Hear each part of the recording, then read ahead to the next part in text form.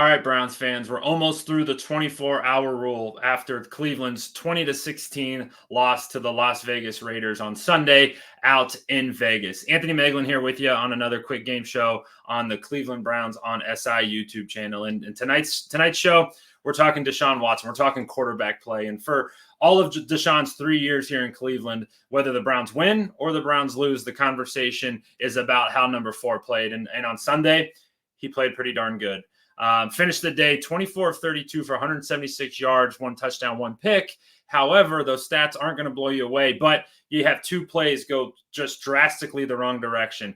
He hits Amari Cooper for what would have been about a 20-yard gain, setting the Browns up in scoring territory midway through the third quarter. Actually hit Amari in the 2 on his chest, bounced right up in the air, and was intercepted for a turnover for the Browns. And then the one we all know about, the back-breaking 82-yard touchdown pass that was called back on, in my opinion, a phantom holding call, which totally changed the complexion of the game. Would have given the Browns the lead when their defense was starting to roll, and you feel like the Browns could have escaped with a victory. But Deshaun, I thought, played very, very well on Sunday, and truthfully, one of his better games in Cleveland.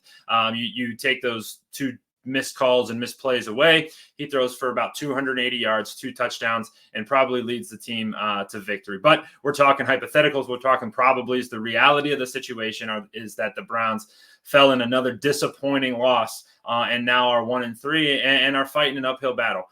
But what should give Browns fans hope is that Deshaun Watson turned a corner on Sunday. Now, the next level for him is consistency. We've seen this before. We saw this last year. He showed up when the Browns played the Tennessee Titans and had a big afternoon back in 2023. He had a couple nice games. He played nice against the Cardinals, played really nice in his final game of the season against the Baltimore Ravens. But now the backs are against the wall. There's no room to slip up, and it's not going to get any easier for Cleveland. Their schedule's going to pick up here in a big way, and they're going to have to win some games that they're not supposed to win. And it starts on Sunday when they welcome the Washington Commanders to town, they head to Washington to take on a Commanders team that's as hot as it gets, and they're playing with as much fun, much intensity, and much execution as you could possibly have. So it'll be certainly a challenge. But if you get what you got from Deshaun Watson on Sunday, you're going to have a chance. And I'm excited to see what the Browns have in store when their backs are against the wall. You're really going to find out what this team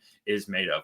For all your news, highlights, and analysis, subscribe to our channel here on YouTube, Cleveland Browns on SI. For all of our written content, head over to our website, si.com/NFL/Cleveland Browns for all things Browns. We got you covered wall to wall, from interviews, stories, highlights, and everything in between.